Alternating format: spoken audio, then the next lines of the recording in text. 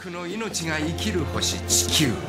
一人の人間と4人の10万が出会い、一つの群れが生まれた。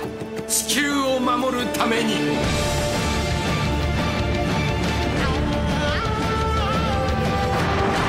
戦隊中央じゃ。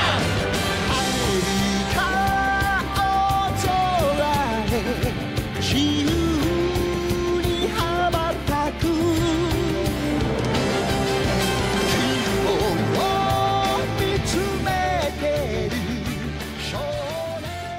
Je n'ai pas prévu de nouvelles anecdotes sur mon enfance et sur les Super Sentai ni les Super Power Rangers. Bonjour à toutes et à tous. C'est Rémi, vous êtes sur Pour une poignée de review à l'écoute de la deuxième émission que nous avions prévue sur 3 si je dis pas de bêtises, sur les Super Sentai et sur Power Rangers. Bonsoir Pauline, comment ça va ? Bonsoir, ça va. Mais oui, 3, je pense que c'est bien. Après, je pense que je pourrais faire une émission par série que je regarde, mais je pense que vous en aurez marre au bout d'un moment. Oh, pas moi. Voilà, on peut en faire autant que vous J'ai écouté voulez. la première, c'était vachement bien en tout cas. Non, mais oui, enfin, 3 pour, on va dire, parler de 3, enfin, un peu du... Enfin, je sais pas comment dire. J'ai séparé 3 périodes, mais c'est vrai qu'après, à la limite... si il y a d'autres séries cool que je regarde, je pense qu'on pourra toujours en refaire pour en parler ou faire un truc genre sur les plus vieilles séries, enfin des choses comme ça. Alors, moi on en fait autant que vous voulez, mais oubliez pas, vous m'avez promis qu'on parlerait également des kaiju. Donc si on doit faire autant d'émissions sur les Super Sentai puis sur les kaiju, on avait dit aussi qu'on referait une autre émission sur les petits poneys, il me semble. Donc ça va faire bon beaucoup. Ah ouais? Non? Ah mais oui, je veux... Sur She-Ra je aussi. crois pas qu'on a vu. Ah. Ouais, mais comme ça, regarde, on a plein d'émissions pour plus tard. Ouais, Après, faut pas faire de promesses qu'on tiendra pas. voilà, tous vos lundis sont prévus jusqu'en 2033. Vous avez également reconnu la douce voix suave de Thierry. Bonsoir Thierry, ça va? Bonsoir. Ouais, très bien. Très bien, il fait beaucoup plus frais, donc voilà, je suis dans mon environnement de survie normal. Donc c'est bien. Pas besoin de ventilateur à outrance ni de plonger son corps dans un bac de glaçons frais. Et bonsoir Voilà, c'est Doc. Pardon, je t'ai coupé la parole. Et bonsoir Doc, ça va? Il est pas là. Eh ben non. Eh ben écoute, Ah bah, il il est là il y reviendra a plus 30 tard. secondes.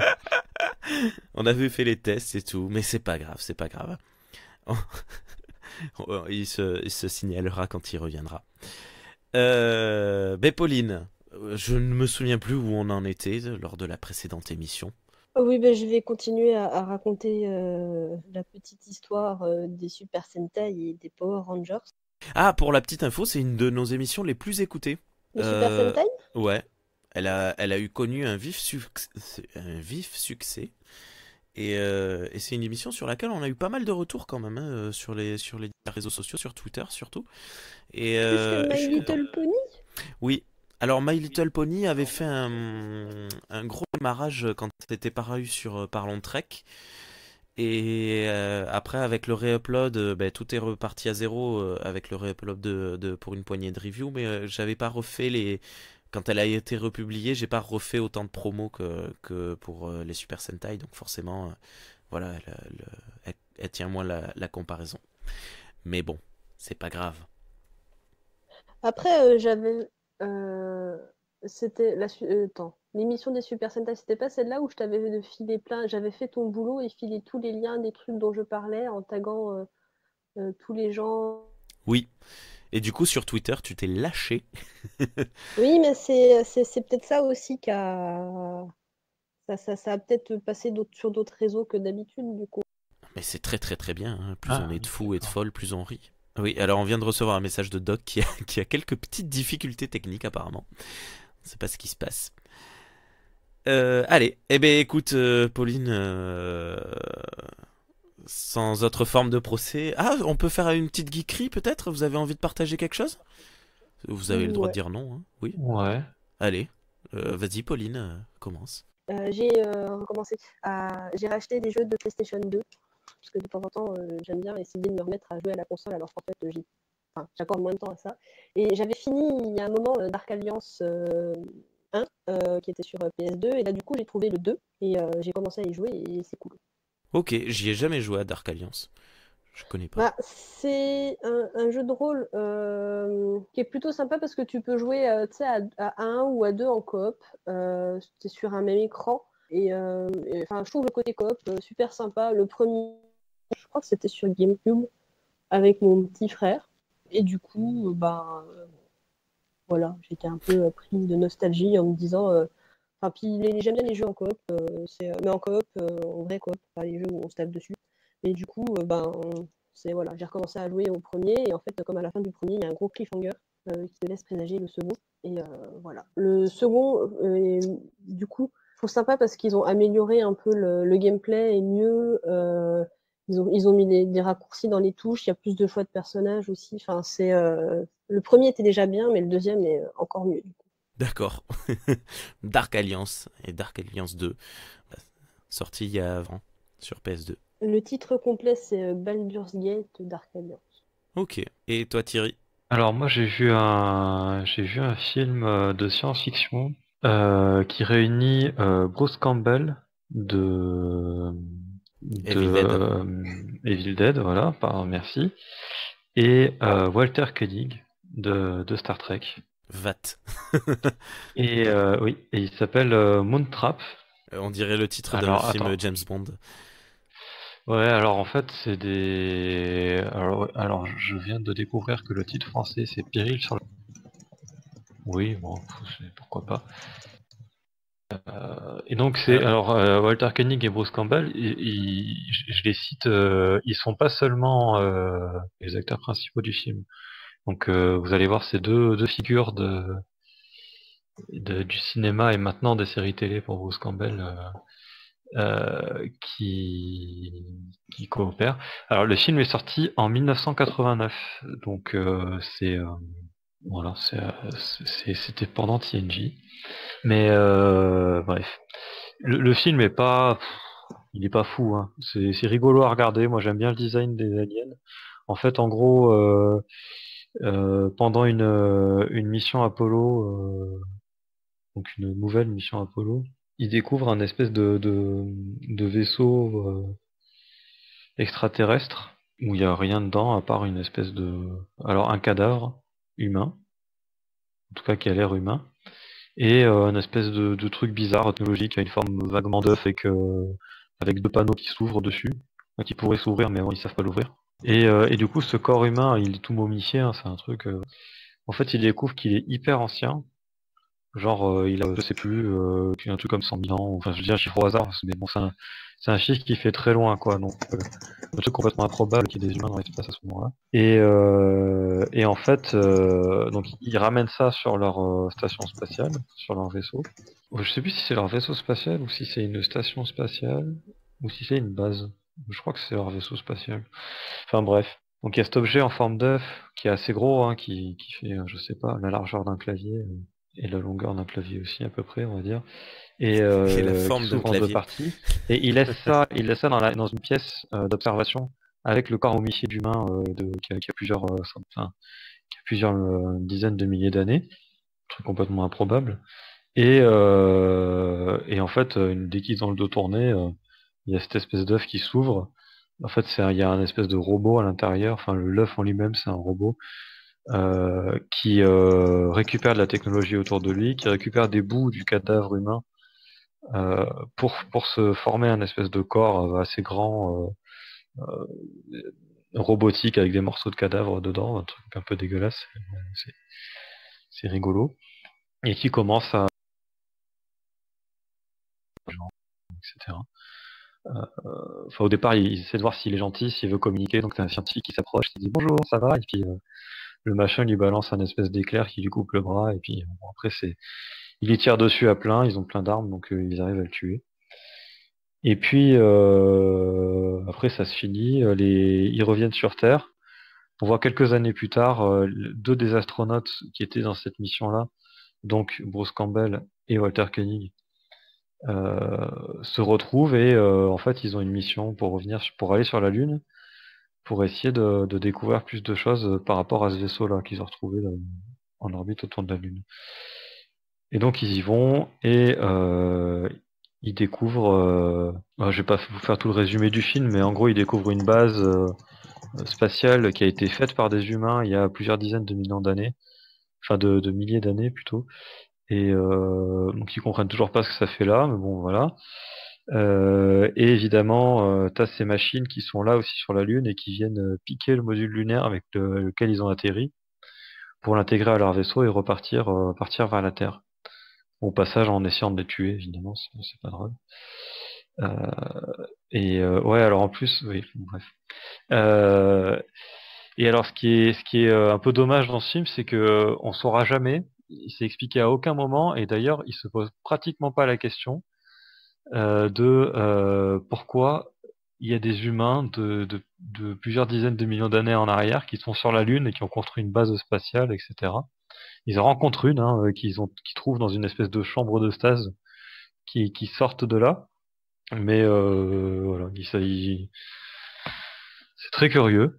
Et puis voilà, puis sinon, bah, ils arrivent plus ou moins, ils croient avoir tué tous les extraterrestres bizarres, robotiques, nécro-cybernétiques, je sais pas quoi. Et puis en fait non, il en reste un, et le film finit comme ça, comme toujours, pour préparer un 2. Et en fait, un 2, il y en a eu un, mais qui est sorti en 2017. De 89 à 2017, ça fait un gros écart. Bon. C'est réalisé par l'équipe originale, donc le même réalisateur, le même scénariste. Et en fait, apparemment, ça a été un peu compliqué pour sortir ce 2. En 2011, ils ont essayé de lancer une campagne de financement participatif pour faire un comics qui serait la suite du film, du premier. Mais il n'y a pas eu assez de contributions, du coup la campagne a échoué. Mais en 2014, ils ont commencé à parler du projet de film. Et donc voilà, il est finalement sorti en 2017. Oui, parce que alors oui, j'ai oublié de le dire, le comics, en fait, c'était pas seulement pour faire un comics, c'était aussi pour avoir quelque chose à montrer aux investisseurs, pour essayer de les convaincre de faire un deuxième film, en fait. Voilà. C'est le bout qui manquait dans l'histoire. Donc j'ai pas vu celui de 2017, je vais essayer de le trouver, de le regarder, pour voir, on sait jamais, avec des effets spéciaux modernes et tout, ça pourrait être rigolo. Je sais pas du tout de quoi ça va parler. D'après Wikipédia, c'est pas tout à fait une suite. Il y a le même délire, mais c'est pas tout à fait une suite. Donc à voir. C'est un suite reboot, un requel. Non, ça serait pas un reboot non plus, hein. Ça se passerait après, mais ça serait pas vraiment une suite directe, Ah, quoi. comme les. Ah, j'ai oublié le nom. Vous savez, ce film qui était un footage avec un monstre qui attaquait la ville de New York. Puis le 2, ça se passait dans un bunker souterrain.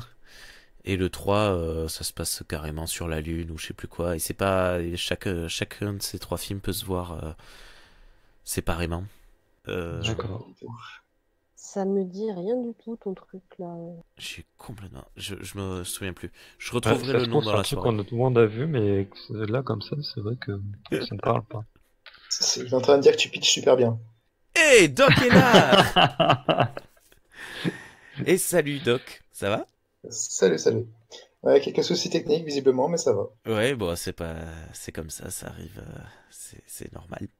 Est-ce que tu aurais une petite geekerie à nous partager pour ta part? Une petite geekerie. Je me suis fait la série The Boys, disponible sur Amazon Prime, pardon. Donc tiré des comics, et c'est un vrai petit régal, surtout de revoir Karl Urban en acteur principal, on va dire, dans le lot des acteurs principaux. Donc une série qui parle de super-héros et où les super-héros ne sont pas les héros du film. Donc ça change un petit peu. C'est assez trash. Il y a toute une palanquée d'alertes, langage violent, images violentes, etc. au début. Donc on met pas ça entre toutes les mains. Et ça se laisse très très bien regarder. C'est assez sympa. Et donc forcément il y aura un... Et quoi d'autre? Et pour changer de registre, j'ai continué de jouer, je sais pas si vous connaissez, au jeu de plateau qui s'appelle Time Stories. si tu veux, c'est un croisement entre un jeu de plateau et un jeu de rôle. C'est des jeux à scénario, donc on déroule le scénario progressivement. On choisit, enfin, je dirais un peu comme les livres dont vous êtes le héros, on m'a fait la remarque il n'y a pas longtemps. On dépile un certain nombre de cartes devant nous qui forment une scène, donc illustrée. Il y a la première carte qui est descriptive et c'est à chacun de dire je vais aller voir telle personne ou je vais aller voir à tel endroit pour voir ce qui peut se cacher avec une mission. C'est sympa, les mécaniques de jeu sont très bien faites, avec le seul bémol, c'est le prix, parce qu'on est à 50 € la boîte de base, je crois, et après ça doit être 20-25 € le scénario. Donc si on compare ça à un jeu de plateau classique, c'est assez cher. Voilà. Vu que c'est des scénarios uniques, c'est un scénario avec une histoire, une intrigue, une enquête, donc une fois qu'on l'a fait, on la connaît. Ah oui, Sauf si comme moi, t'as pas de mémoire et tu peux la rejouer 1 an et demi après, et tu dis, il me semble qu'il y avait un truc comme ça, mais je me souviens plus où c'est. Ouais, c'est pratique de pas avoir de mémoire. Hein. Un jour, j'ai fait une partie avec un gars de Sombre. C'est qu'à la fin du scénario, au début du jeu, je dis, lui je le connaissais pas, et je lui dis, mais tu connais le jeu? Il me dit, non, non, ça me dit rien du tout. Et c'est à la fin du scénario, il me fait, ah non, mais attends, là il faut pas faire ça, il faut faire ça. Et du coup, on était là, what? Et il me dit, mais en fait, j'avais complètement zappé, mais j'ai joué à ce jeu il y a 1 an. Bref. Non, c'est vrai que du coup, moi j'ai tendance à ramener ça un peu plus comme on verrait un film en fait. Où quand tu vois un film, tu payes ta place de ciné, tu vois, ça te fait 1 heure, 2 heures, là c'est un peu pareil. Et voilà, si tu rapproches ça à ce genre de choses-là, on va dire, c'est un peu cohérent. Mais c'est vrai que si on compare ça à des jeux de plateau classiques, c'est assez cher. Après, tu peux le jeu déjà, t'as dit la boîte de base avec tous les pions et tout ça, c'est 50, et un scénario, c'est une 50aine d'euros. Et après, ça va être de l'ordre de 20-25 € le scénario. Sachant que comme tu les fais une fois et que tu les referas plus, tu peux les trouver d'occasion assez faire la facilement. place du ciné en fait. Est-ce que tu mais tu peux joues pas tout écrire seul. tes propres scénarios? Oui, pourquoi pas, après tout. Oui, ça fait cher la place de ciné, mais sauf que tu peux y jouer jusqu'à 4. Donc si tu rationalises les coûts, ça va. Et après, comme je disais, c'est des jeux à scénario, donc tu peux les trouver d'occasion. La majorité de ceux que j'ai, je les ai touchés à 10 à 15 €. D'accord, c'est très intéressant. Tu peux rappeler juste le nom? Désolé. C'est Time Stories. Time Stories, ok. C'est pas une boîte toute blanche? Ouais, avec tout à un fait. design très épuré. Oui, j'ai failli l'acheter ce jeu. Je l'ai eu dans mes mains aux environs de Noël et je sais plus si c'était cette année ou l'année dernière. Je sais que j'ai décidé par prendre concept. Non, c'était l'année dernière, c'était pas cette année. Et j'hésitais entre les deux. Ouais. Ok, c'est vachement cool. Et ça a aussi un truc assez sympa, c'est que donc le concept général, c'est qu'on joue des enquêteurs qui voyagent dans le temps et qui sont là pour remettre un peu d'ordre quand ça commence à déraper, vu qu'il y a quelque chose qui altère le temps, comme on peut voir dans certaines séries télé d'ailleurs, genre la saison 3 de Legend of Tomorrow par exemple. Du coup, on s'incarne dans un corps d'une époque passée ou carrément d'un monde alternatif, et pour résoudre l'enquête. Et en fait, un des piliers du jeu, c'est que chaque scénario t'amène dans une époque différente, dans un univers différent, avec des mécaniques de jeu différents. Et voilà. Donc à chaque fois, c'est vraiment un truc complètement différent. Ils arrivent à changer un peu les mécaniques aussi, et c'est plutôt sympa. Et la dernière que j'ai faite d'ailleurs, c'était qui s'appelle Endurance, qui est basée sur une vraie expédition et qui est appuyée sur le monde de Lovecraft. D'accord, ça s'appelle Endurance par-delà les montagnes hallucinées. C'est un peu ça. Et alors juste une petite dernière question sur ce jeu. Les parties durent combien de temps environ? Alors c'est assez variable, on va dire. La dernière, on a plutôt été efficace, ça a dû durer 2 heures, je pense. Et après, selon comment tu explores plus ou moins, selon ce que tu vas faire comme action, selon le nombre de fois que tu vas te rater, parce que pareil, un des concepts du jeu, c'est que tu as un certain nombre d'unités de temps, et quand tu rates, tu réintègres ton corps dans ton vrai corps dans l'univers où tu es, et on te replonge dedans pour que tu recommences. Donc tu recommences du début, mais avec tout ce que tu sais déjà, donc il va falloir jouer un petit peu une partie stratégique pour aller récupérer les aimants clés et aller le plus vite possible pour économiser du temps et faire avancer un peu plus la suite. C'est excellent. Donc là, tu peux tirer sur du 3 heures, 3 heures et demie, selon ta façon de jouer. Après, en dessous de 2 heures, je pense que c'est un peu dommage. C'est un peu comme le jeu Sherlock, Détective Conseil. C'est que rusher l'enquête, ça perd un peu de son charme parce que du coup, tu passes à côté de plein de choses, quoi. Ouais, ouais, il pousse des détails. Ok, il faudrait qu'on monte une émission avec Charles, parce que Charles aussi fait beaucoup de jeux de société, et ben, ça a été son travail, et c'est son travail d'ailleurs actuellement, la vente, et je pense qu'on aurait pas mal de choses à dire là-dessus. Ok, alors à l'attention des personnes qui nous écoutent, nos auditeuristes, je me rends compte pendant l'enregistrement de cette émission qu'il y a beaucoup de sautes et de coupes. Je suis vraiment très désolé. Je vais essayer de faire en sorte qu'au montage ça s'entende le moins possible. Seulement j'ai un ordinateur qui commence à vieillir beaucoup. Il a 5 ans. Et donc j'ai commencé à me renseigner pour en acheter un neuf, mais ça a un certain coût. Ça va me prendre du temps et je vais essayer de faire en sorte que nos émissions n'en pâtissent pas trop le temps qu'un nouvel ordi fasse... vienne. Voilà, hein. On va pas chercher plus loin. Bon, pour ma part, j'ai pas énormément de geekerie, je sais pas, il me semble pas que j'ai grand chose à vous partager. Donc, ben, je vous propose de commencer directement. Pauline, nous sommes à ton écoute. À ton écoute? Oui, alors, je sais plus trop où je m'en étais arrêtée la dernière fois. Je crois que j'avais surtout parlé des premières saisons de Power Rangers. T'avais globalement traité de mémoire la première période Saban. Même, enfin quoi qu'après, parce que pour passer assez vite, en fait, là, je vais surtout parler de la période Disney de Power Rangers et du coup, et des deux séries Sentai que j'ai vues, qui sont de la même, enfin, qui sont adaptées de cette période-là.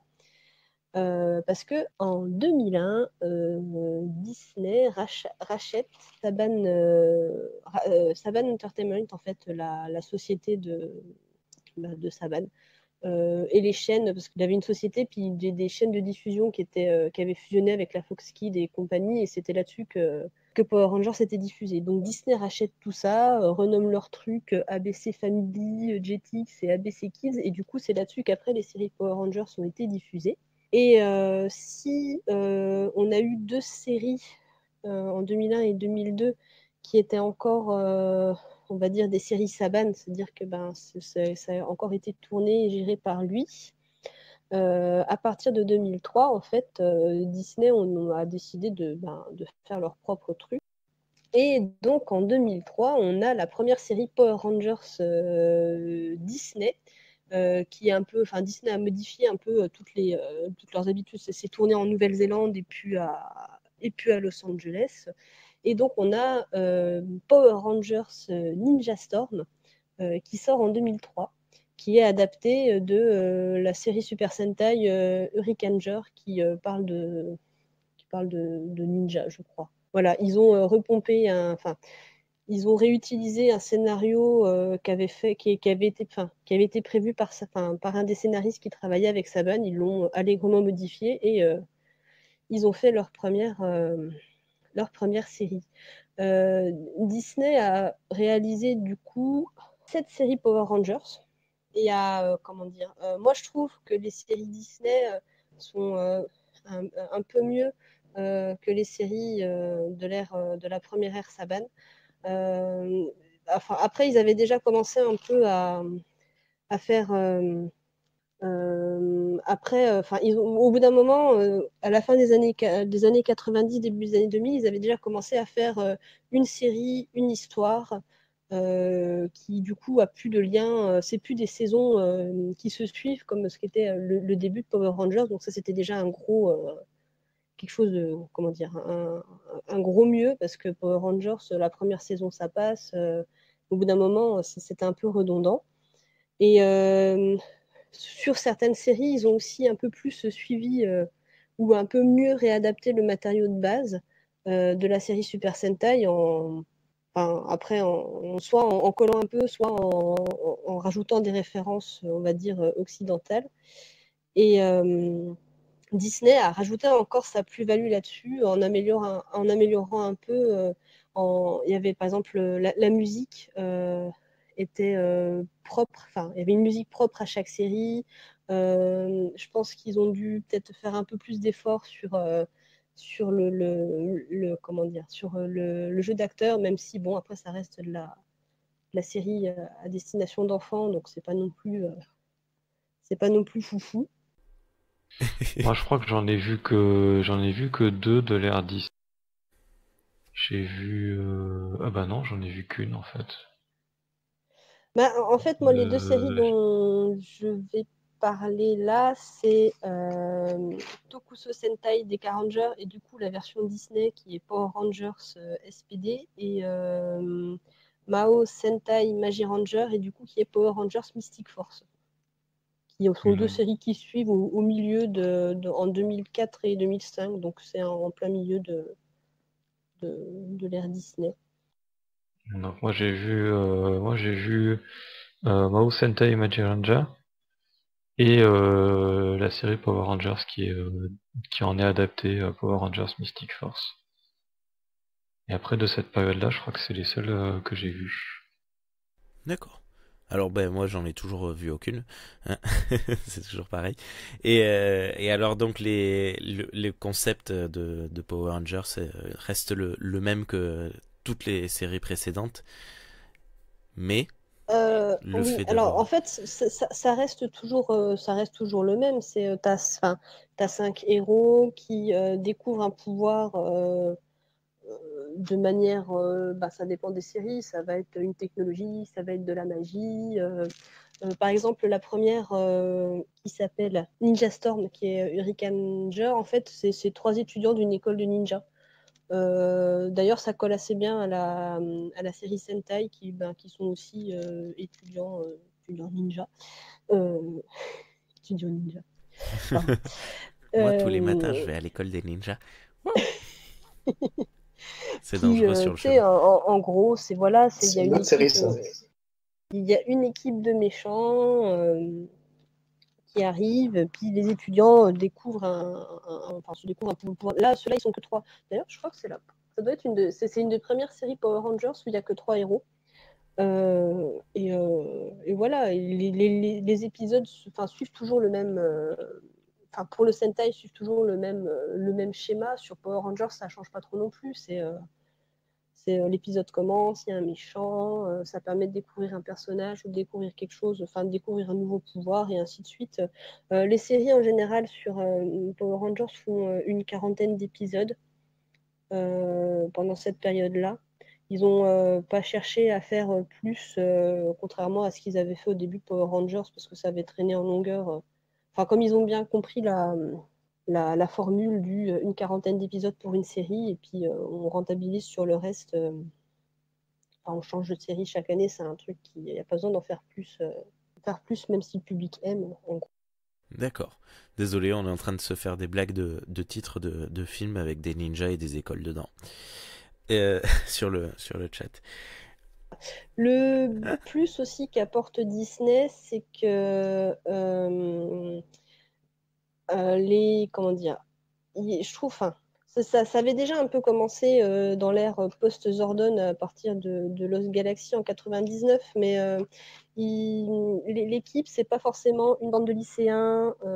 Il y a un peu plus comment dire, ça force un peu moins, il force un peu moins l'identification aux enfants et par exemple, il y a quoi? Il y a RPM, la toute dernière de Disney, par exemple, ça se passe dans un espèce d'univers post-apo qui a l'air assez. En gros, c'est un truc post-apocalyptique et puis c'est les machines qui essayent de prendre le pouvoir. Et du coup, l'équipe des Rangers lutte contre le clan des machines qui a causé un peu l'apocalypse sur Terre. Ils ont un peu, Ah oui, c'est ils ont un plus... peu varié. Celui-là a Pardon. l'air assez. Je l'ai pas vu, mais celui-là a l'air quand même assez, on va dire, un peu plus sombre, même si ça reste du truc pour enfants par rapport aux autres.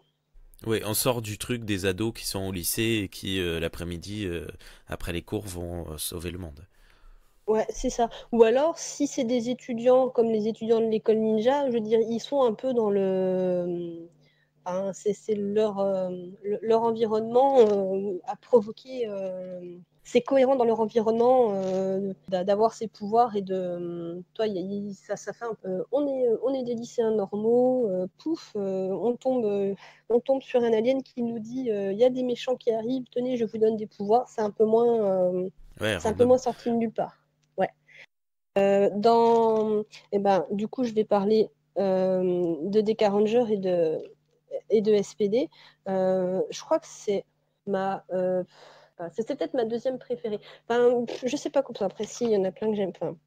En fait, DK Ranger, le Sentai, le pitch, c'est les aliens et les humains vivent ensemble. Il y a des aliens qui vivent sur Terre. Les humains commencent à faire des voyages spatiaux et compagnie. Et du coup, il y a une section de la police galactique qui s'installe sur Terre pour.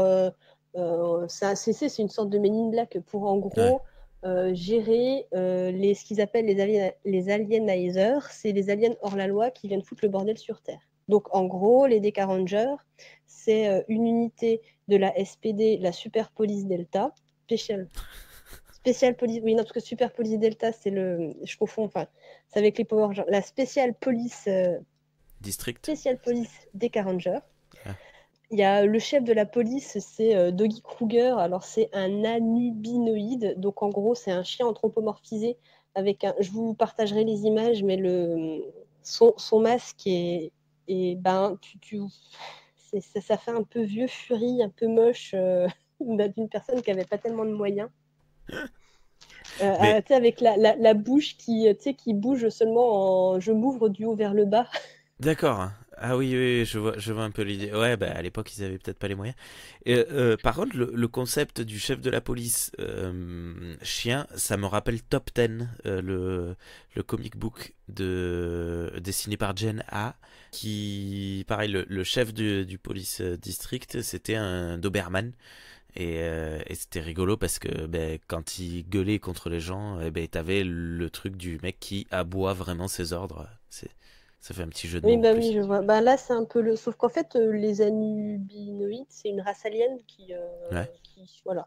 Et en fait, cette série-là, ça a été pas mal inspiré des séries policières de manga assez connues au Japon, comme Détective Conan ou Ace Attorney. En fait, ils ont surfé sur ces séries qui marchaient là, qui marchaient bien, et ils se sont dit, il y a un petit filon à exploiter et on va faire notre série policière, nous aussi.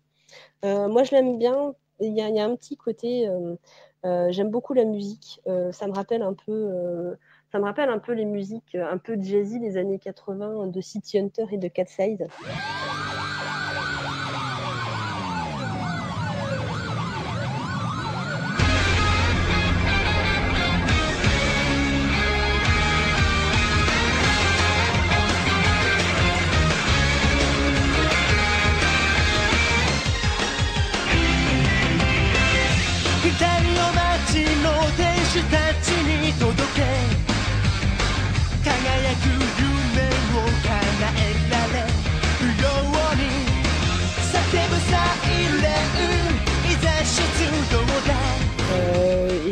J'aime bien cette ambiance-là.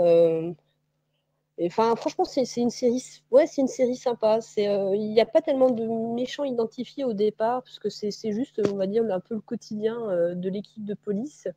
Puis c'est sur la fin où ils commencent à faire une petite histoire suivie voilà, elle est sympa à regarder.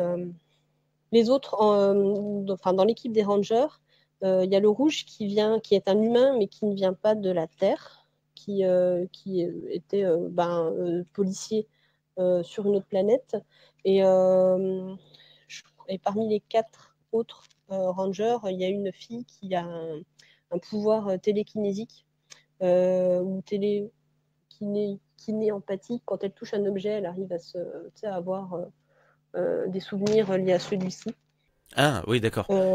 Qui est super pratique quand tu es policier. Oui, c'est sûr. Voilà. Oui, oui. En fait, oui, non, mais même plus que pratique, tu résous toutes les enquêtes. Parce que, genre, Oui, alors c'est pas pratique dans la vie privée, mais c'est super pratique dans son travail. Ce qu'elle a de particulier aussi, cette série-là, par rapport aux autres Sentai, c'est que des fois, les épisodes suivent pas l'ordre habituel. On va avoir des épisodes qui va commencer avec la bataille de Mecha, par exemple, alors que d'habitude, ça suit quand même toujours un ordre précis. C'est première rencontre, on se bat, on se transforme, on se rebat. L'ennemi est d'abord, enfin, ce que j'avais raconté la dernière fois, l'ennemi est tué, puis ensuite il grossit, et après il y a les mechas. Alors que là, c'est un peu dans le désordre. Et du coup, je trouve que ça change et c'était sympa à voir. Alors il y a Dragor qui vient de nous poster la photo du chien chef de la police. Parce que j'ai pas retenu le nom de Oui, l'espèce. c'est ça. C'est Doggy Kruger, Doggy Kruger. l'anubinoïde. C'est d'abord Doggy Kruger, ça ressemble vachement à Freddy Krueger. Mais il est trop beau, il est trop kawaii. Il est tout blanc et bleu. Et il est trop mignon, il est tout fin là. Et c'est vraiment très joli. Tapez sur internet, vous qui nous écoutez, tapez Doggy, D-O-G-G-I-E, et Kruger, K-R-U-G-E-R. C'est très beau à voir. En fait, dans la série Power Rangers, ils ont réadapté à peu près la même histoire. Ils ont fait un plus joli masque à Doggy Kruger. Il est totalement en latex et il fait un peu plus réaliste. Ça a été un peu, c'était un peu la plus-value de la série Power Rangers là-dessus. Hein. Mais Ah ben c'est Disney, hein, ils ont les moyens. carrément, carrément. C'est que moi je l'ai pas vu, mais j'en ai vu quelques bouts, quelques extraits, et effectivement il y a quand même, ouais, au niveau technique, il y a quand même une grosse plus-value Tu vois, dessus, ouais, tu vraiment. vois le level up quand même Et ils ont repris la même histoire, c'est dans un futur plus ou moins proche. Donc c'est Power Rangers SPD, donc c'est Super Police Delta. C'est pour ça que je confonds toujours Super Police Delta et Special Police des Rangers, parce que les acronymes veulent dire les mêmes. Enfin, pas... Et donc c'est donc une équipe de la police. Alors là, c'est pas la police galactique, c'est les aliens. Des aliens commencent à venir sur Terre et du coup, les humains créent une police pour gérer ça. Et du coup, gérer le bordel, les aliens hors la loi qui peuvent venir foutre le bordel, grosso modo. D'accord. Et alors, donc ils ont réadapté quasi et ils ont, je trouve qu'ils ont rajouté des trucs, enfin, ils ont essayé vraiment d'adapter et de faire quelque chose, enfin, pas de mieux, mais d'apporter quelque chose en plus à la série. Alors, au-delà le meilleur maquillage de Doggy, ils ont rajouté un peu de background au 6e Ranger qui arrive. C'est le Ranger Omega, je sais plus comment il s'appelle dans le Super Sentai. Mais celui-là, en fait, il vient d'un futur où il y a eu un gros apocalypse et lui, il remonte dans le passé pour régler les choses. J'adore le Cinéma Ranger. À chaque fois que tu nous racontes une histoire, une histoire comme ça, je trouve ça génial. Il s'appelle Kenny Omega.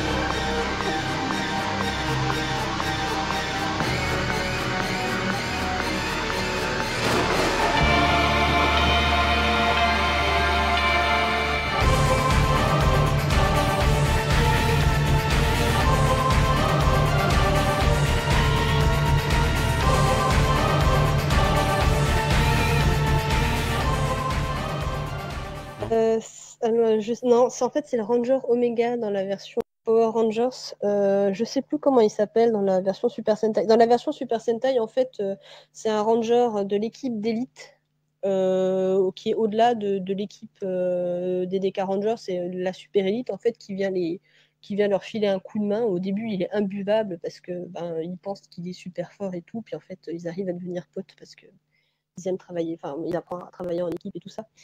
Donc, enfin, voilà, il y avait pas, ils ont pas cherché très loin pour rajouter ce Ranger-là dans le Super Sentai et dans Power Rangers, je trouve ils ont rajouté un petit truc en plus, du coup, qui est plutôt sympa. Et ils ont rajouté aussi des méchants un peu plus, c'est-à-dire c'est une équipe de méchants qui essaye de conquérir la Terre. Et toute l'équipe, il y a le truc qui est bien aussi, c'est ils ont repris le truc des pouvoirs et ils en ont foutu un à chaque membre de l'équipage, enfin de l'équipe de Ranger. Il y en a une qui crée des champs de force. Non, il y en a un qui crée des champs de force. Il y en a une qui arrive à faire des clones.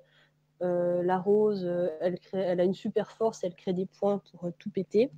Attends, il y a 2 Des filles dans choses comme l'équipe. ça. Oui.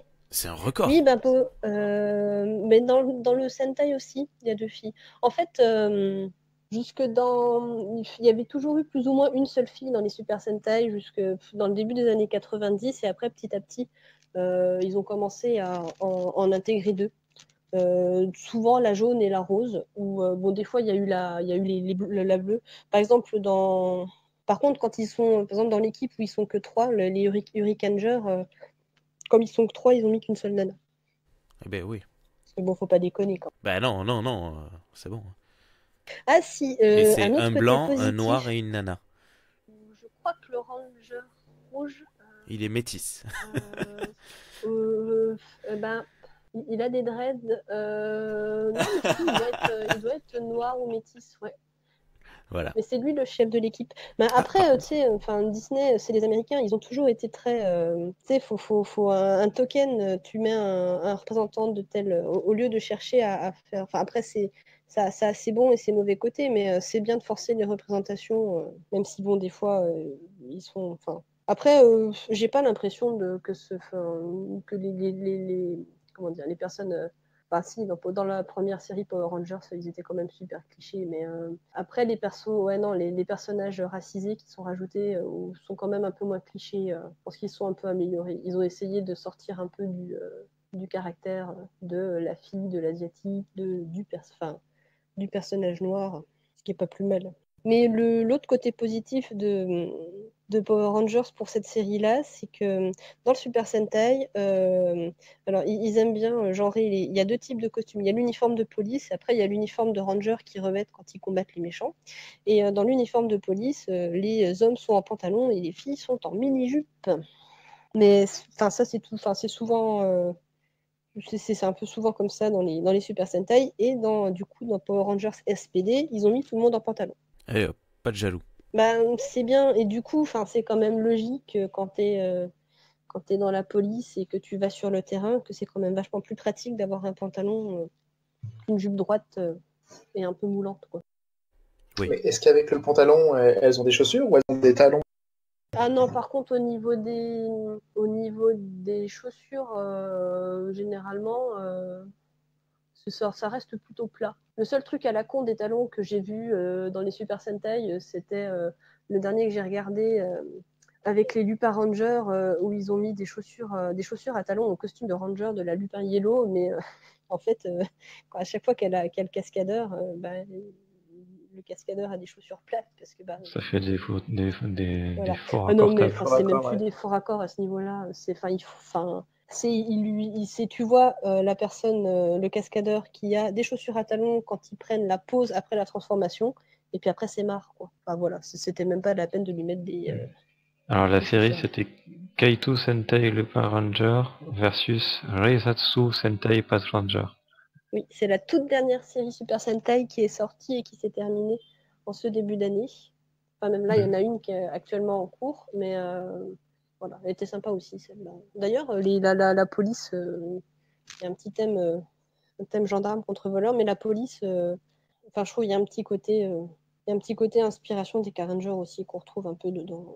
Tiens, je t'ai pas posé la question lors de la dernière émission si il y avait une évolution de qualité visuelle dans le sens où maintenant ça fait je sais plus 30 ans qu'ils font ça. Est-ce qu'ils ont un meilleur budget que avant? Est-ce que les décors sont mieux? Est-ce que les costumes sont vachement plus designés ou pas forcément? Alors, il y a du mieux. Ça se voit clairement quand tu regardes une série des années 80, 90 et que tu regardes des séries actuelles. Mais ils arrivent quand même à garder. C'est-à-dire que dans les séries à partir des années 2010, peut-être avant, ils incluent de la 3D dans les combats de mecha. Mais il y a toujours un mec en costume de mecha qui se bat contre un mec en costume de méchant. Le truc qui est bien, c'est que souvent, ils arrivent à bien intégrer les deux.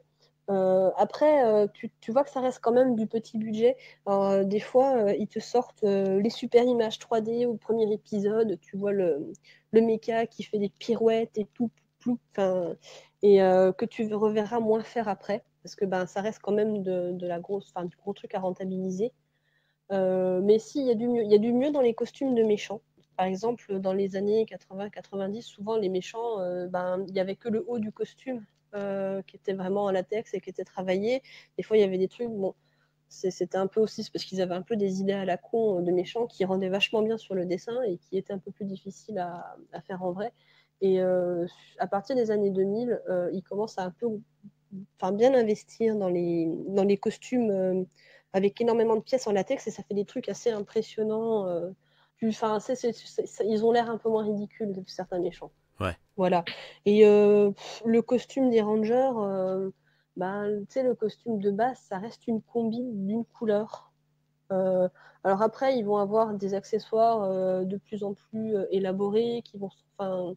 Il y a ça qui va un peu évoluer. Donc si, tu vois quand même une. Puis bon, tu as aussi les effets spéciaux qui s'améliorent aussi. C'est normal. Mais tu as toujours la petite touche, les chorégraphies de combat sont toujours très bien. Puis tu vois toujours des méchants géants qui se battent au milieu d'une maquette. Mais ça n'a pas l'air. Mais c'est mieux fait. Je sais pas comment dire. C'est ça. Oui, C'est mais fait pour. il y a la miniaturisation des caméras aussi qui fait que il se permet de filmer les combats de manière un peu différente. Moi, c'est un truc que dans les Super Sentai que j'aime énormément, c'est la manière de filmer les combats, que ce soit les vieux ou les récents. Mais dans les récents, par exemple, maintenant, ils ont des caméras style GoPro. Je pense pas que c'est des GoPro parce que je suis pas sûr que ça filme assez bonne qualité pour la télé, mais ils les mettent au bout d'une perche et ils les mettent au milieu des gens en train de combattre. Et du coup, ils font des effets visuels dans les mouvements qui sont vachement impressionnants. Genre les personnes qui vont sauter par-dessus la caméra sur des espèces de mini plans en séquence ou au milieu du combat. C'est des trucs que j'avais vu avant que dans des trucs d'animation en 3D, quoi. Et que là, j'ai vu en Ouais. vrai, avec Du des coup, effets pratiques. ça dynamise vachement plus les Mm. combats. Mais de manière générale, ils sont très inventifs dans la manière de filmer les combats. Après, moi, quand je regarde des Super Sentai et qu'après je revois des films hollywoodiens, même modernes, je suis Avec toujours du un peu shaking blasé devant les caméra. combats. Parce que vraiment, les Américains savent pas filmer des combats, quoi. Enfin, en tout cas, c'est c'est pas gentil, mais bref. Ouais. Euh, En fait, ils savent pas chorégraphier les combats, donc du coup, ils secouent la caméra dans les films hollywoodiens. mais du coup, sur toutes les possibilités techniques de filmer les combats, les effets numériques aussi dans les combats sont mieux faits. Parce qu'il y a toujours, c'est toujours un mélange euh, d'effets pratiques et après d'effets post-traitement. Dans ceux d'avant, bah, je sais pas, ils peignaient la pellicule, ils bidouillaient comme ça. Et dans les récents, bah, c'est des effets numériques. Et ça se mélange bien, ça se mélange de mieux en mieux, je trouve. Par rapport aux séries, moi j'en ai pas vu non plus des milliers, mais entre les vieilles séries, celles d'il y a juste quelques dizaines d'années, je veux dire 10 ans, et celles de maintenant, on voit vraiment la différence, hein. Mais ça reste toujours dans le même esprit, quoi. C'est-à-dire beaucoup d'effets pratiques et un peu d'effets en post-traitement, soit numérique, soit analogique à l'époque, quoi. Mais on reste toujours dans cet esprit-là. Ok, merci pour ces précisions. Mais je t'ai coupé en fait, je sais pas si tu te souviens de ce que tu allais dire, Pauline. Je sais plus où j'en étais. Que tu parlais de la toute dernière série de Disney, de Power Rangers, pardon, qui s'est arrêtée cette saison. Et Ah, la dernière série Super Sentai, ouais. Oui, oui, on a pardon, retrouvé désolé. un petit côté police. D'ailleurs, j'aimerais bien qu'ils fassent un crossover avec les Deca Rangers, ce serait sympa. Parce que du coup, plus les années ont passé et plus ils ont commencé à faire des petits crossovers entre les séries dans des films. Il y a même Power Rangers qui s'y est mis aussi.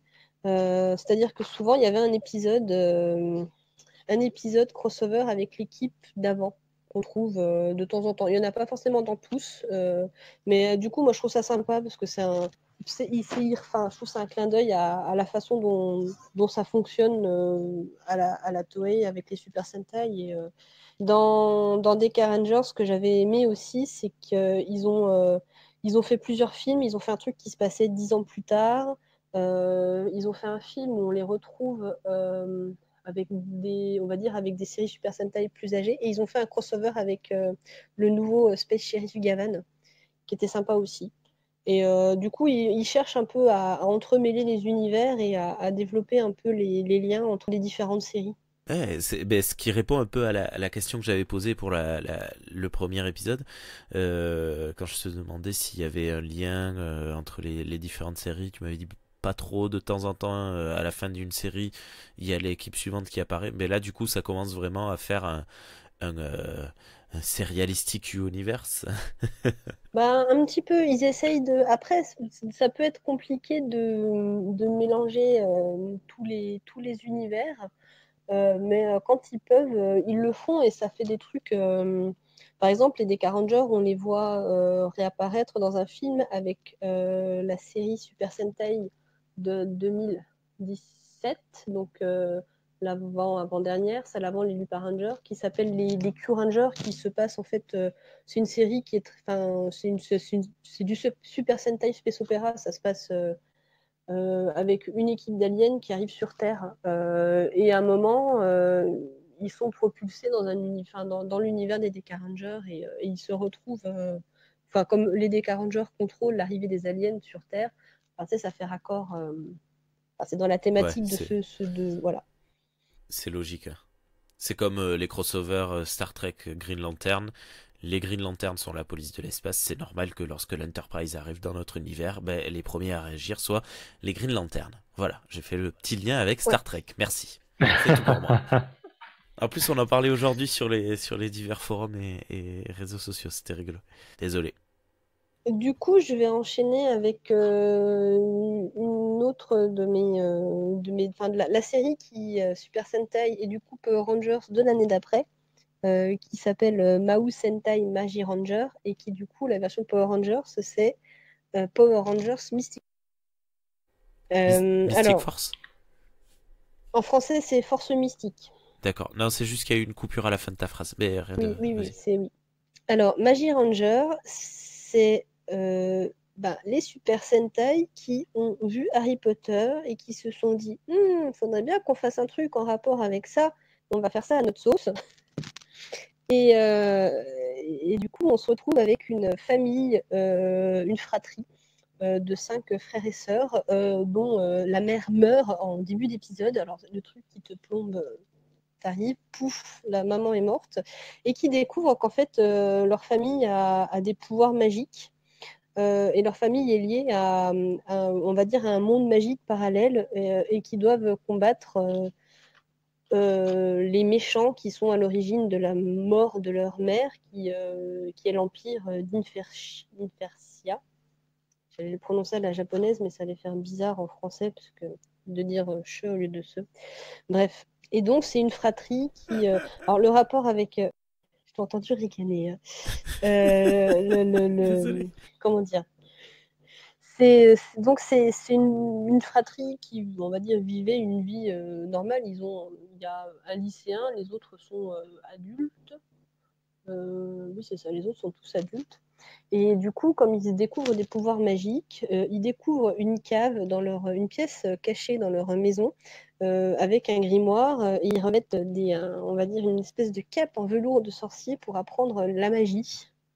Et il y a même une musique qui, pour le coup, copie, comme la version Star Wars dans Die Ranger, qui copie qui rappelle très fortement la musique de Harry Potter, le thème principal.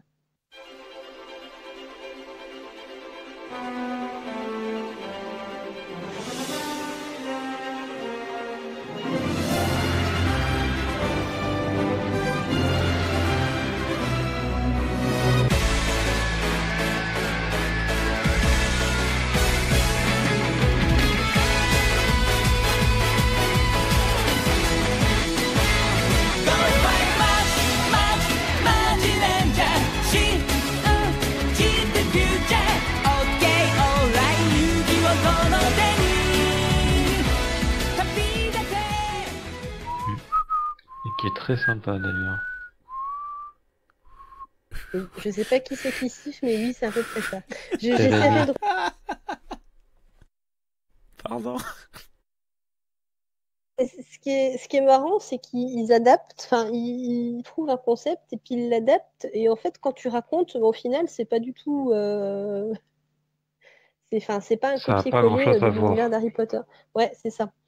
Mm. Enfin voilà. Et cette série-là, donc du coup, alors, donc, ils combattent toute une série de méchants qui souvent portent des noms, alors des noms de, on va dire, de divinités ou de démons comme Dagon, il y a Titan, il y a le Sphinx, il y a Sleipnir. Enfin, je trouve qu'il y a des petits clins d'œil un peu au côté un peu euh, à pas mal Mythologie. de, oui, de mythes et de, ouais, qui est assez, que je trouve qui est assez sympa.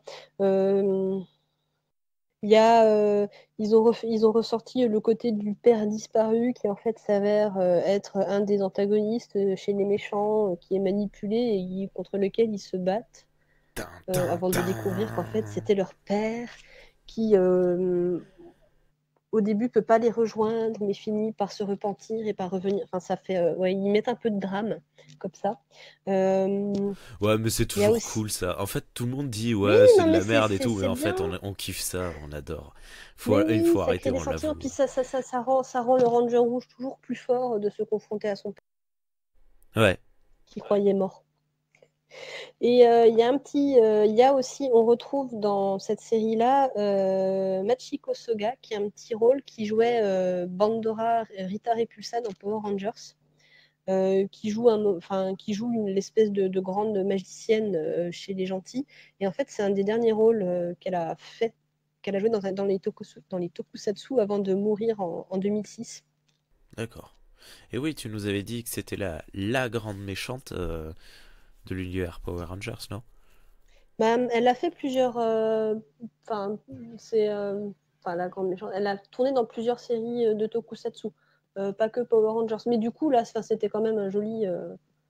C'était un joli clin d'œil qu'ils ont fait. Et qu'ils ont repris d'ailleurs dans la série Power Rangers Mystic Force.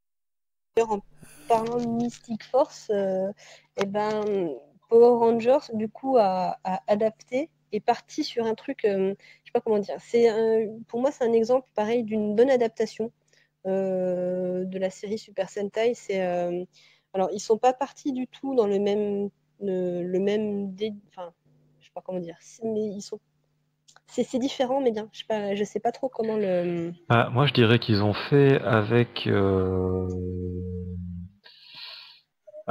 le Super Sentai ce que le Super Sentai a fait avec Harry Potter. C'est-à-dire qu'ils ont fait ça complètement à leur sauce. Ouais, mais ça reste, Hmm. enfin, il reste quand même bien le côté fantasy, parce que l'histoire, euh, on a une prêtresse qui vit dans une forêt magique à côté d'une ville, il y a une vingtaine d'années, ils se sont battus contre des méchants qui venaient de l'outre-monde, et quand ces méchants commencent à revenir 20, 20 ans plus tard, son livre magique lui dit qu'elle doit trouver, enfin, qu'il y a 5 jeunes élus qui vont reprendre le pouvoir de la force mystique pour reprendre le combat après elle, enfin, quand que elle avait mené il y a 20 ans.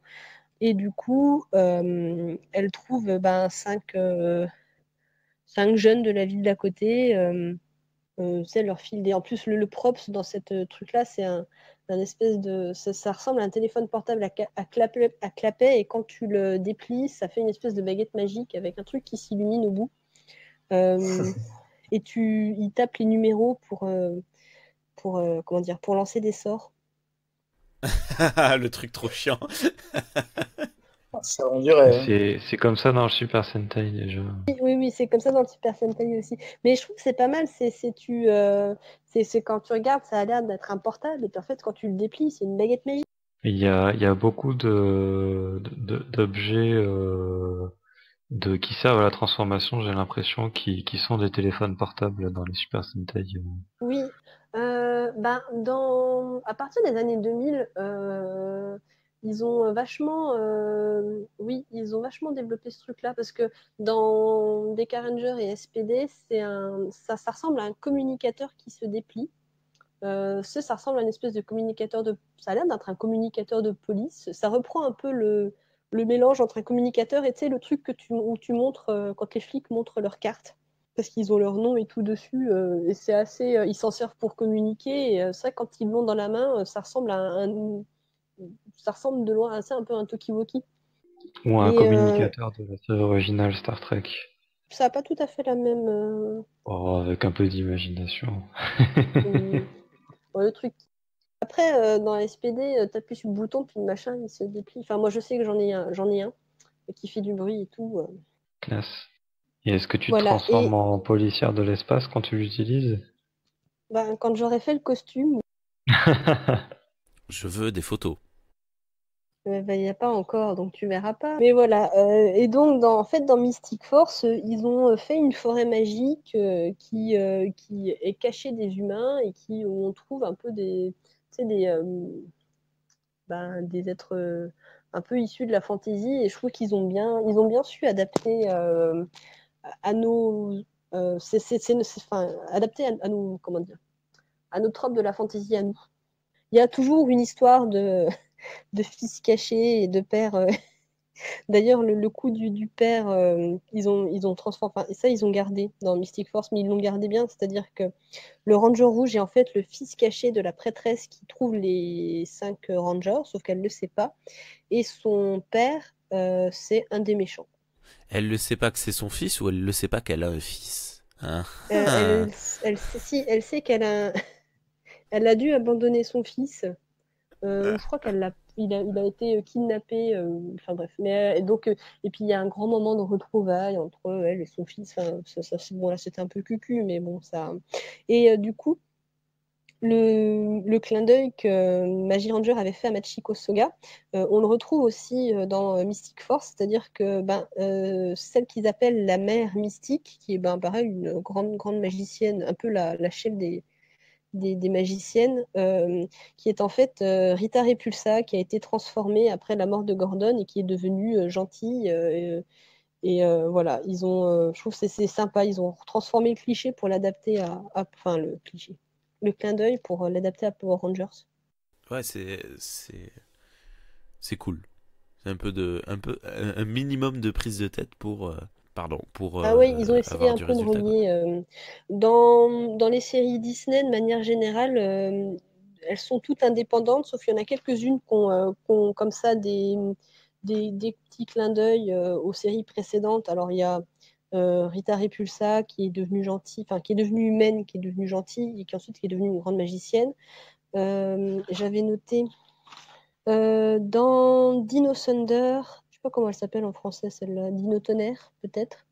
On retrouve l'histoire des lycéens, sauf qu'en fait, on retrouve Tommy, le ranger vert qui a été le ranger blanc, Tommy! qui devient professeur. En fait, qui est le prof. Il a fait des expériences, qui a créé les cristaux dino qui vont faire les Dino Thunder et en gros, il va provoquer le speech de Power Rangers et du coup, il devient prof dans le lycée où seront les Rangers. Et je crois qu'il y a une série où on retrouve Alpha aussi, le robot. C'est dans Overdrive, Opération Overdrive, je crois. Voilà. Enfin, ils ont fait des petits clins d'œil qui, du coup, étaient quand même un peu plus faciles à gérer que des saisons suivies comme ils faisaient. Et Tommy, de toute façon, on va le retrouver bientôt pour une poignée de review. Parce que voilà, ça y est, j'impose ma volonté de tyran du podcast. La première émission comics pour une poignée de review sera consacrée à Power Rangers, la série qui a été, je sais plus comment elle s'appelle, qui a été faite sur Tommy, parce que j'en ai marre, parce qu'on parle de Tommy tout le temps, et c'est ce comic book qui fait que parler de lui. Donc vous savez quoi, voilà, on va continuer les émissions. Jason David Frank, c'est un peu l'acteur emblématique de Power Rangers. C'est celui qu'on retrouve. Autant il y en a qu'on retrouve régulièrement, enfin qui refont des apparitions dans les séries, mais Tommy, c'est lui que tu retrouves le plus partout, quoi. C'est D'ailleurs, incroyable. j'ai vu une bande-annonce d'un film qui va sortir avec lui, qui n'est pas de la licence Power Rangers, mais qui est très très très très fortement inspiré de Power Rangers, où il aura le rôle principal. Bah, c'est lui qui Et, fait son euh, film, je crois, et non? le film a l'air, enfin moi la bande-annonce m'a donné envie de le voir. Je sais pas quand est-ce qu'il sort d'ailleurs, je me souviens plus le nom d'ailleurs, mais bon ça doit se retrouver assez facilement je pense. Et alors les commentaires YouTube du trailer, 90% c'est des fans de Power Rangers qui disent on en a marre de voir Jason David Frank partout. Et Alors bon, moi je c'est m'en c'est fous, j'ai marrant. pas vu tellement de séries Power Rangers que ça, donc je n'ai pas spécialement marre de le voir, Mais mais sur les, voilà, sur les c'est... conventions Power Rangers qu'ils font, il est très très très présent. Parce que moi je le suis sur sa page Facebook. Il met très régulièrement des photos tu sais, de lui en convention quand il va voir les fans et tout. Donc, enfin, pour le coup, je pense que c'est un des acteurs de Power Rangers qui a su le plus tirer de son passage à Power Rangers. Est-ce que c'est Ninjak and the Valiant Universe? Non, ça doit pas être ça. Non?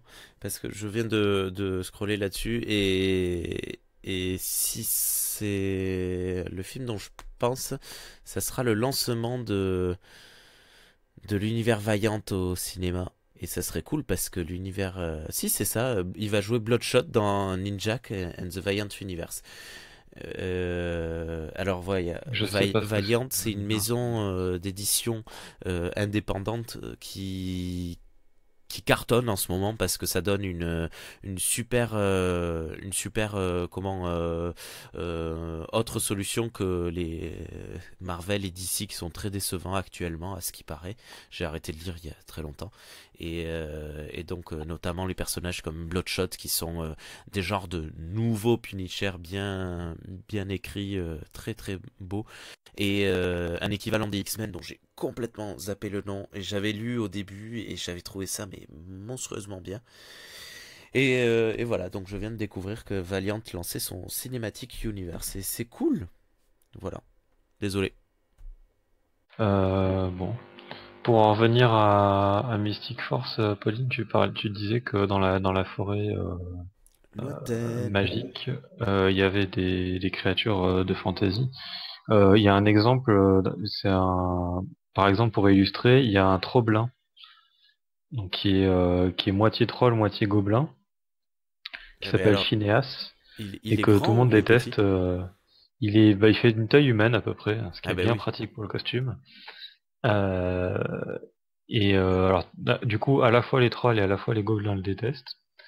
Et du coup, il devient plus ou moins copain avec l'équipe des Power Rangers Mystic Force.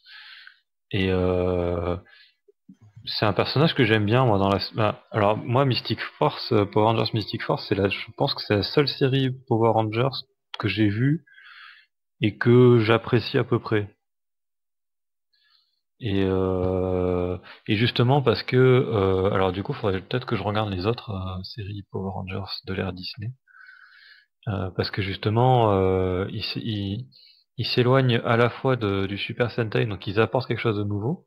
C'est pas juste une recopie en moins bien, ce que sont la plupart des séries Power Rangers. Et en plus de s'en éloigner beaucoup, ils s'éloignent aussi de la formule de base des séries Power Rangers. C'est-à-dire juste une bande de lycéens voilà, qui sauvent le monde à chaque fois. Enfin bref. Et c'est ça qui est vraiment plaisant, quoi. Voilà, Pauline en a parlé. Ben, Ils sont dans plus les axés séries, fantasy que ouais, magie Harry Potter. dans les séries Disney, ils ont essayé un petit peu de s'éloigner de la bande de lycéens mais déjà dans l'ère pré-Zordon, post-Zordon, à partir de Lost Galaxy, ils avaient déjà commencé un petit peu à s'en détacher de ça. D'accord. Ouais, je les ai pas vus, celles-là. Et, et par exemple, dans le Super Sentai, donc dans Magic Ranger, il y a un monde qui s'appelle Magitopia, qui est le monde de la magie. Mais en fait, ils y vont quasiment jamais. Et ils y vont de temps en temps, mais c'est très rare. Du coup, on le voit pas et c'est pas un univers qui est très développé. Et dans Power Rangers Mystic Force, la forêt enchantée, dont parle Pauline, qui est une espèce de monde parallèle, plus ou moins, enfin on sait pas trop, mais plus ou moins. C'est beaucoup plus développé, il y a des épisodes ils y vont quasiment à chaque épisode déjà, et il s'y passe pas mal de choses, voilà. Ben, on rencontre un Troblin qui devient un peu leur ami, leur base d'opération plus ou moins, elle est dans cette forêt, qui est dans un arbre creux magique, voilà. Et il y a vraiment un côté fantasy très développé qu'il n'y a pas dans le Super Sentai, parce que le Super Sentai est plus axé magie, comme Harry Potter, c'est-à-dire un truc qui est en parallèle qui est assez proche du monde des humains aussi quand même. Donc il y a vraiment un gros apport, ça apporte vraiment quelque chose de nouveau. Alors après ça reste, je pourrais pas dire qu'elle est mieux que le Super Sentai, parce que le Super Sentai est mieux quand même, parce que ben déjà c'est le produit d'origine, il n'est pas coupé, il manque pas de choses, les combats en sont en entier, etc. Mais quand même voilà, c'est une des meilleures adaptations en Power Rangers pour moi, de série Super Sentai. Ouais, moi, c'est pour ça que je dis que en fait, c'est différent. C'est pas pareil. On peut pas dire qu'elle est mieux ou moins bien. Ouais, ils en ont fait. Ils ont réussi à faire un peu leur propre truc avec cette série-là. Et Ouais, la forêt, ça s'appelle Briarwood. Et d'accord. la prêtresse qui les guide, qui s'appelle Udona, moi, le truc qui m'avait choqué quand je l'avais regardé, c'est que la doubleuse, c'était la même doubleuse que Xena la guerrière en français. Et du coup, j'arrêtais pas d'entendre Xena. Mais c'est comme Tommy qui est doublé par le doubleur de Yubikai, pauvre con. Ipikai. Bruce Willis. Oui, Bruce Willis. Et c'est super perturbant quand tu regardes un Tommy qui a l'air d'avoir 20 ans avec la voix de Bruce Willis. Alors juste, je suis désolé, je reviens une dernière fois, je profite que tu reparles de Tommy. C'est pas du tout un film qui sort sur Valiant, c'est une série télé qui a déjà commencé à être diffusée. Donc en fait, je dis n'importe quoi. Il faut vraiment que j'arrête de dire des choses. Voilà, désolé. Je sais pas si j'ai des trucs à rajouter. Ah, dans les trucs un peu what the fuck, dans Magic Ranger, ils commencent à rajouter des mechas trains. C'est-à-dire qu'il y a le sixième Ranger, quand il arrive, qui est quelqu'un qui vient de Magitopia, qui vient les aider et un peu leur apprendre à contrôler leur magie. Il arrive à bord d'un train et son Il est, train se transforme en mecha. il est cheminot. Il a une casquette et une salopette bleue. Ben, lui, non, mais en fait, oui, il y a un peu le côté. Et le train s'appelle le Travelling. Et l'autre truc, what the fuck, c'est que ce Hikaru, ce ranger-là, son arme, c'est une lampe magique avec un chat génie dedans. Et en fait, ça prend un peu la forme d'un pistolet et il tire sur les ennemis avec. Et le chat, le chat génie, en fait, c'est un peu, c'est un des sidekicks rigolos de la série, avec l'espèce de mandragore dans un pot qui parle que l'autre équipe de Rangers a dans leur comment dire, dans leur pièce où ils apprennent leur pièce secrète où ils apprennent la magie. Oui, parce qu'ils aiment bien faire des petites. C'est pas des sidekicks, c'est des. Les faire valoir. Merde, comment ça s'appelle Non, c'est des. Oh, je sais plus le nom. Les mecs dans les costumes de peluche qui sont là, Des nains? qui représentent. Mascotte. Voilà, ils aiment bien avoir des petites mascottes. C'est vrai qu'on en trouve assez régulièrement dans les séries.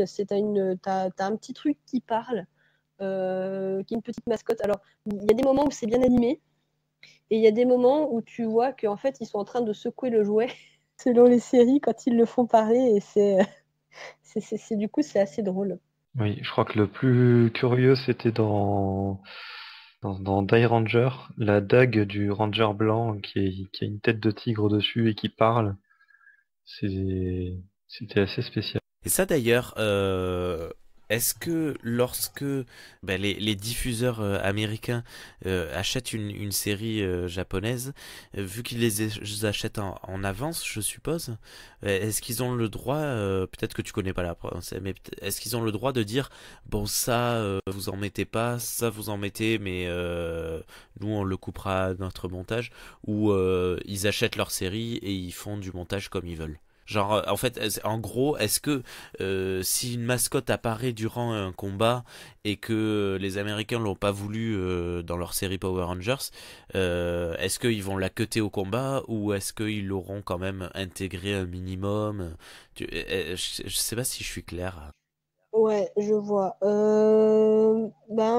Ici, en fait, comment dire, Saban et Disney, ils prennent un peu ce qui les arrange dans les séries. Alors, il y en a où c'est plus ou moins facile de les couper. Je sais plus comment. Le chat génie dans la lampe, je crois. On le voit dans Mystic Force ou pas? Non. Non, je crois pas, Smokey. Pourtant, ah mais oui, mais il y a pas le sixième Ranger dans Mystic Force. Bah si, c'est le père. Ah, mais le père, à la base, c'est Wolfzard, là, le méchant. Ah, mais oui, mais alors du coup, il doit faire assez peu de. Il doit faire Ouais, assez peu. il doit Il faire très fait peu assez. d'apparitions, ouais. Oui, le père, c'est Korag, le chevalier loup. Ah, mais oui, et quand il arrive, oui, c'est ça. Quand ils le font arriver après en gentil, ils lui font revêtir l'armure du coup du sixième Ranger, qui est Ikaru, qui est le Ranger du Soleil. Mais oui, on ne doit pas beaucoup le voir. Donc, tu vois, pour le coup, ils prennent vraiment que ce qui les intéresse. S'ils voient que ça colle pas, ils ne mettent pas. Euh, et après, ces trucs-là, ils arrivent à couper plutôt facilement, je pense. De toute façon, ils ne peuvent pas faire pire que les champs contre champs de la saison 2 de Power Rangers parce que les scènes de mecha ne correspondaient pas aux méchants qu'ils avaient. Voilà. Voilà. Et après, Disney et Saban ont toujours travaillé, enfin, comment dire, main dans la main avec la Toei. De toute façon, la Toei, ça lui permet quoique Disney avait ouvert la concurrence au niveau des jouets à un moment, mais ça leur permet de vendre leurs jouets à un niveau, avec la franchise Bandai, de se faire des sous à ce niveau-là. Donc, ils ont toujours. Non, je pense qu'ils marchent pas trop mal comme ça. Et j'ai pas l'impression qu'il y ait eu de. Ils prennent ce qui les arrange dans les séries Power Rangers sont quand même toujours dans l'ensemble, parce que visiblement RPM avait l'air un peu de différer par rapport aux autres, mais elles sont quand même toujours un peu plus gentilles et consensuelles pour les enfants par rapport aux séries Super Sentai. Même si elles sont toutes quand même pas mal destinées aux enfants, je trouve qu'il y a des choses qu'on verra dans les Super Sentai et qu'on verra jamais dans une série Power Rangers. Il n'y a pas de personnages qui vont mourir, il y a trop de choses comme ça. Ouais, il y a des thèmes plus matures quand même, ouais. Notamment, je sais plus, bah, je crois que c'est dans Die Ranger d'ailleurs, où notamment on voit des enfants mourir à l'écran directement, un truc que tu verras jamais dans un Power Rangers. Il y a des thèmes un peu plus matures quoi qui arrivent, on voit du sang des fois. Oui, dans les Super Sentai, tu trouves des trucs un peu plus difficiles, comme des gens qui meurent, des enfants qui meurent. Tu vas avoir des scènes un peu difficiles que tu ne trouveras pas dans Power Rangers. Parce que, ouais, je pense après, c'est aussi des habitudes de tournage de série où Power Rangers, c'est vraiment qu'à destination des enfants. Même si les adultes, enfin les enfants des années 80, il y a certains enfants des années 90 qui sont adultes maintenant, qui continuent à regarder, alors que la suite de Super Sentai, c'est une série pour enfants, mais mais pas que, c'est un peu comme, je veux dire, quand tu vois tous les goodies qu'ils font, tu vas pas penser à des trucs qui sont pas faits pour. Je pense qu'ils ouvrent un peu plus à un public plus large. Mais après, c'est aussi parce que nous, on est un peu Non, mais con oui, avec les voilà. trucs pour enfants. Nous, les enfants, on les touche pas trop de manière générale au cinéma. La dernière fois où j'ai vu un enfant mourir dans un film, c'était dans Halloween 3 que j'ai vu il y a 2 mois et j'ai encore du mal à accepter ce que j'ai vu. Happy, happy Halloween, Halloween, Halloween, happy, happy Halloween, Silver plus. même sans forcément des enfants. Enfin, il n'y a pas des tonnes d'enfants qui meurent dans les Super Sentai, mais il y a un peu plus de morts dans les personnages. Plus de violence et de concrète et qui reste, qui Et dure. plus, C'est-à-dire, plus c'est qui pas les choque gens un qui peu, ouais. ressuscitent le lendemain ou voilà. Après, c'est peut-être aussi une histoire de Peggy de Ray, tu sais, pour éviter d'être Ouais, de tabous qui d'être sont différents peut-être aussi par non, rapport puis ne à. serait-ce que pour être tu sais, sinon tu sais, c'est comme les films si t'as un peu trop de sang ou de violence ou de tel type de violence, t'es classé en interdit au moins de 16 ans, truc, enfin assez rapidement. Ouais. Il y a peut-être moins ce problème-là au Japon où on accepte un peu plus on va dire, de violence physique. Enfin, c'est pas les mêmes habitudes. Et sinon, pour revenir à la question, Rémi, qui tu demandais si Saban ou Disney avaient pu avoir de l'influence sur les séries Super Sentai, en Oui. disant on aimerait bien qu'il y ait ça ou pas. Euh, j'ai pas la réponse, mais il faut savoir qu'il y a un décalage assez gros entre les séries Super Sentai au moment où elles sortent et le moment où leur adaptation Power Rangers sort. Il y a D'ailleurs, un décalage d'un an. Ah, voilà. même plus que ça maintenant, Bah, il s'augmente avec le temps. non, Actuellement, ce sera pour la partie 3 de l'émission. oui, mais bon, c'est pour En illustrer fait, quand même, enfin, pour illustrer mon argument, c'est que actuellement, Power Rangers, on en est à la diffusion de Power Rangers Beast Morphers. Et c'est l'adaptation d'une série qui est sortie en 2013. ouais voilà c'est ça en 2013 donc Et puis encore, c'est l'ère après Disney en fait, jusqu'à la fin de l'ère Disney, c'était la série Super Sentai sortait. L'année d'après, il y avait la série Power Rangers qui sortait. Quand Saban a réussi à récupérer sa franchise, il a foutu un peu le bordel dans ce truc-là. Et du coup, c'est vrai qu'on se retrouve avec des écarts de diffusion. Par exemple, avant Go Buster, ils étaient encore sur des samouraïs, mais c'était une série, genre ils avaient 4-5 séries de retard sur les séries actuelles qui sortaient en Super Sentai, voire plus. Alors qu'avant, ils avaient juste un an de retard. Mais est-ce qu'ils considèrent ça comme du retard ou est-ce que quelque part ils s'en foutent? oh, je pense qu'ils sont Oui, mais je pense qu'ils s'en foutent. Mais moi, je considère ça comme du. Mais ça, j'en parlerai Ouais, d'accord. ouais. voilà.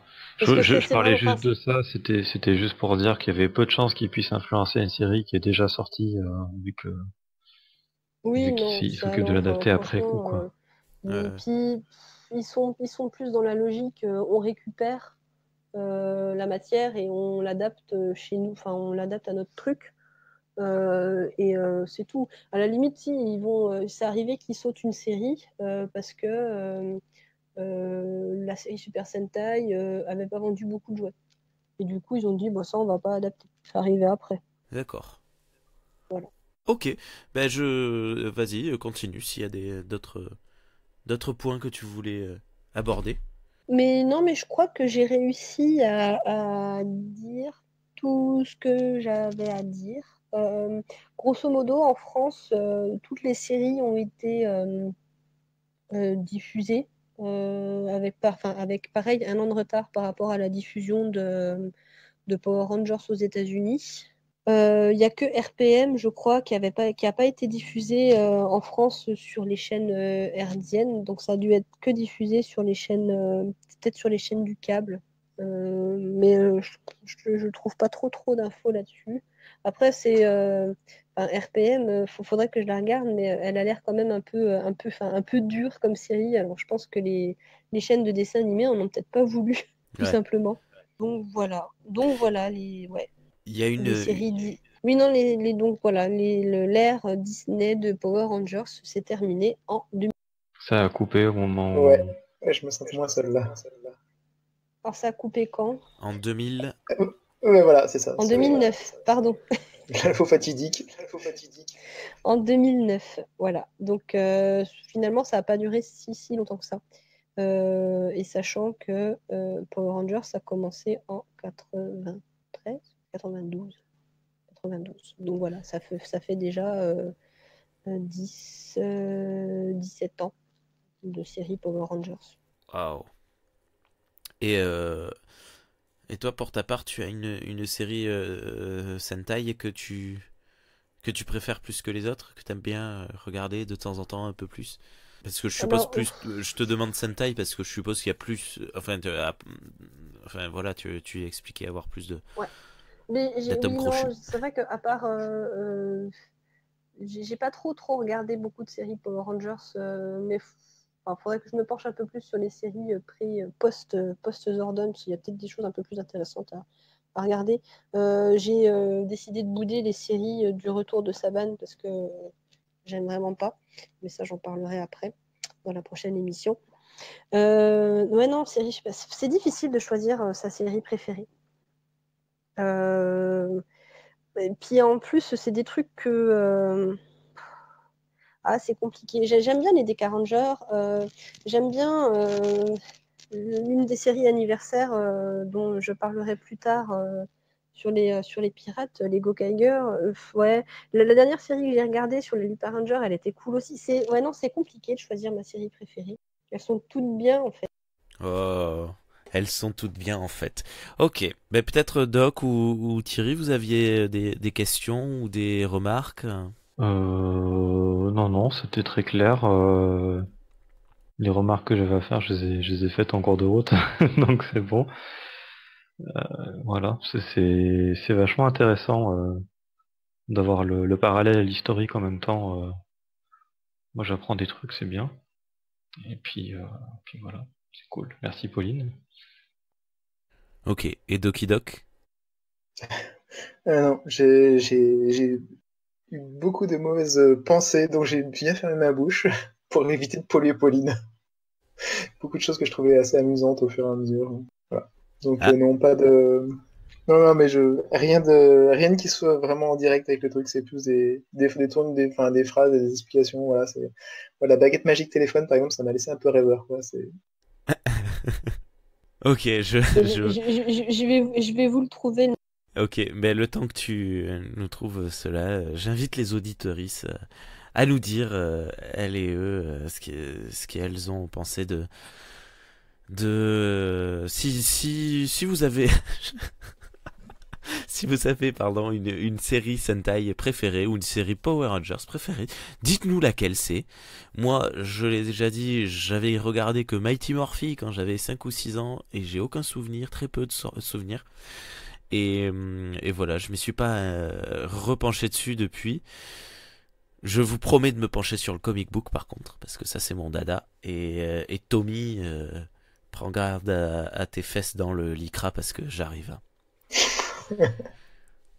Non, mais c'est vrai, ça suffit à force. Même moi qui connais pas Power Rangers, j'entends parler de lui, mais tout le temps.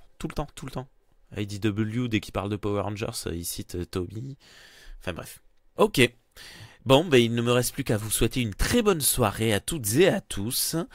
Ou une très bonne journée d'ailleurs, hein, ou un bon appétit si vous êtes à table. Au revoir Thierry.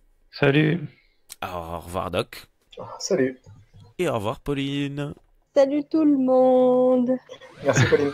Ouais. Bon, ça y est. Oui. Allez, à bientôt.「